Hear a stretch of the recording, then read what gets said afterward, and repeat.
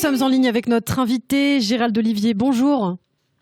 Bonjour. Merci d'être avec nous ce matin, d'avoir accepté notre invitation. Je le rappelle, vous êtes journaliste franco-américain, chercheur à l'IPSE, auteur, blogueur, et vous êtes justement avec nous pour commenter l'actualité aux États-Unis. Alors, il s'est passé beaucoup de choses ces derniers jours. Les violences au Capitole, le bannissement de Donald Trump des grands réseaux sociaux. On va en parler.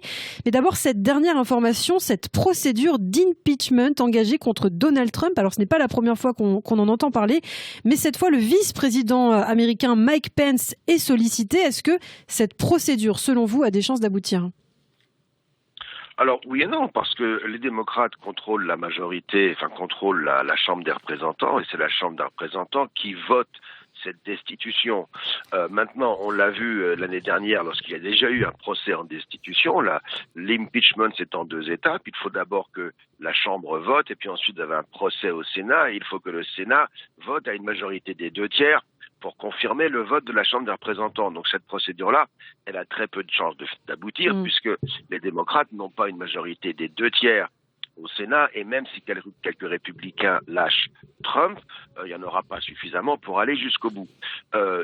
Mais l'idée de base, ce qui est en train de se passer, c'est que en fait on assiste à une offensive coordonnée de la part des démocrates, des médias, aujourd'hui avec un nouvel allié dans les GAFA, les Big Tech, pour en fait supprimer, tout simplement tuer, enterrer, non pas seulement Donald Trump, mais tout son mouvement, tout le mouvement MAGA, tout le mouvement Make America Great Again. Alors c'est ça qui se passe. Justement, on va en parler, mais pour revenir sur cette procédure d'impeachment, c'est vrai que ce n'est pas très compréhensible finalement. Pourquoi une telle procédure à seulement 10 jours de la fin du mandat de Donald Trump? Finalement, quel intérêt?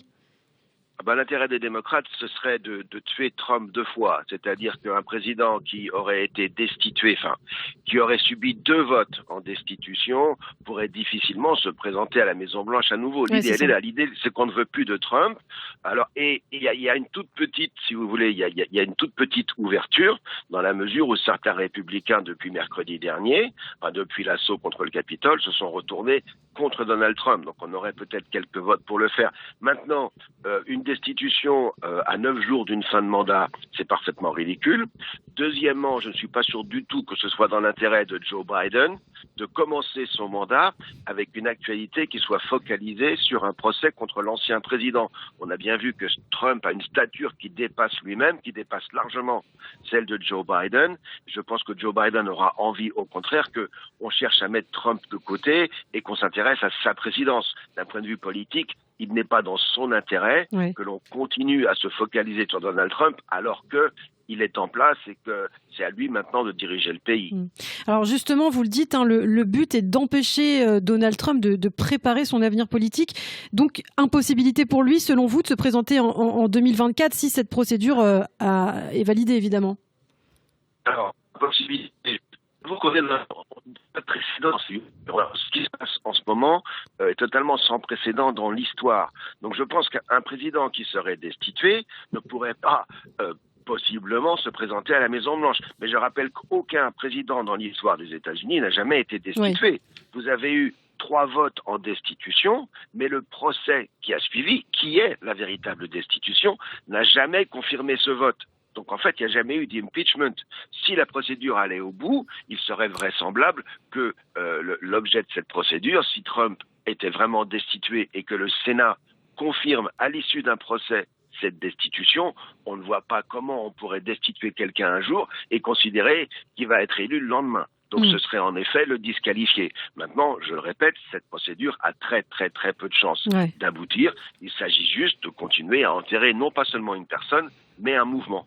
Alors ce qui a aussi agité l'actualité ce week-end, c'est le bannissement de Trump des réseaux sociaux, de Twitter, de Facebook, des fameux GAFA. Est-ce que vous comprenez cette décision? Comment vous la jugez? C'est une décision politique. C'est une décision politique et c'est une décision qui pour moi est absolument hallucinante, effarante, scandaleuse. Et je suis tout aussi scandalisé de constater que certains se réjouissent de cette décision. On est vraiment dans un monde qui marche sur la tête. Ce que l'on reproche de faire à des pays comme la Chine, qui le font officiellement de la part du gouvernement, à savoir contrôler le discours des gens qui s'expriment sur Internet pour contrôler la politique des gens qu'ils dirigent, eh bien nous, dans le monde libre, on va dire, on a des entreprises qui font exactement la même chose. Des gens que personne n'a élus, qui ont uniquement le pouvoir de leur technologie, qui décident de ce qui est un discours acceptable et de ce qui n'est pas un discours acceptable. Sur le principe, bloquer la liberté d'expression, non pas seulement d'une personne, parce qu'il y a 88 millions de followers. Quand vous imposez le silence à quelqu'un, c'est pas simplement lui qui est visé, c'est tous ceux qui l'écoutent. Et c'est bien ça qui se passe. Donc là, on est en train de réduire au silence 88 millions de followers, 75 millions d'électeurs américains et 85% du territoire américain, puisque lors de la dernière élection présidentielle, Trump est arrivé en tête sur 85% du territoire. Donc le principe même est scandaleux. Et au-delà, allez-y. Oui, mais qu'est-ce que vous dites, par exemple, aux démocrates, aux détracteurs de Trump qui disent qu'il a une part de responsabilité dans les violences qui se sont déroulées au Capitole? Quel est votre regard, justement, sur ce point? Écoutez, l'assaut contre le Capitole est injustifiable.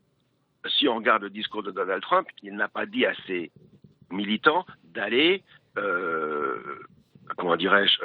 piller ou détruire ou attaquer ou tuer les gens du Capitole. On a un mouvement de foule, il a incité ses supporters à se défendre. Maintenant, je ne vais surtout pas justifier ce qui s'est passé après. Mais réduire le mouvement de Donald Trump et la présidence de Donald Trump et le mandat de Donald Trump, malheureusement, à cet incident-là, c'est tout à fait, je dirais, inique et dramatique. Par contre, Donald Trump a donné aux démocrates le bâton pour le battre. Parce que ce sont les images qu'ils voulaient, c'est l'incident qu'ils attendaient. C'est ce que tout le monde nous avait annoncé depuis 4 ans. Si vous élisez Donald Trump, vous aurez l'autoritarisme et vous aurez le chaos et vous aurez la foule, je dirais, radicale dans la rue. Maintenant, moi, ce que je constate au-delà de cela, et encore une fois, je ne défends absolument pas ce qui s'est passé, je le condamne bien entendu. Mais ce que je constate, c'est qu'on a 2 poids, 2 mesures. Tout au long du printemps et de l'été, vous avez des manifestants que l'on a prétendus pacifiques qui attaquaient des tribunaux fédéraux, qui attaquaient des buildings officiels en province, que ce soit à Portland dans l'Oregon, que ce soit dans le Minnesota, que ce soit ailleurs. Tous ces manifestants qui étaient violents, qui attaquaient des policiers. Vous parlez du mouvement Black Lives Matter, c'est ça? Je pense de Black Lives Matter et des Antifa qui étaient, je dirais, coalisés de manière un petit peu officieuse, mais qui travaillaient ensemble pour installer le chaos dans un certain nombre de villes américaines. Ce mouvement, il a été célébré par les démocrates, il a été célébré par les médias, il a été célébré par les gens sur Twitter qui n'ont jamais cherché à faire taire qui que ce soit parmi ceux qui incitaient la violence. Vous pouvez trouver des dizaines de messages sur Twitter où on vous dit « il faut tuer tous les blancs ». Il faut tuer tous les blancs. Et c'était dit par des Noirs. C'est raciste, c'est une incitation à la violence et c'est toujours lisible en ligne.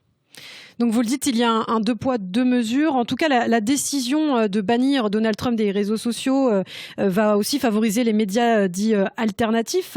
C'est ce que disent aussi d'ailleurs les fondateurs des petits réseaux comme Porter. Et vous avez aussi déclaré, vous, sur les réseaux sociaux, supprimer la liberté d'expression des autres sous prétexte que leurs idées sont extrémistes engendre l'extrémisme.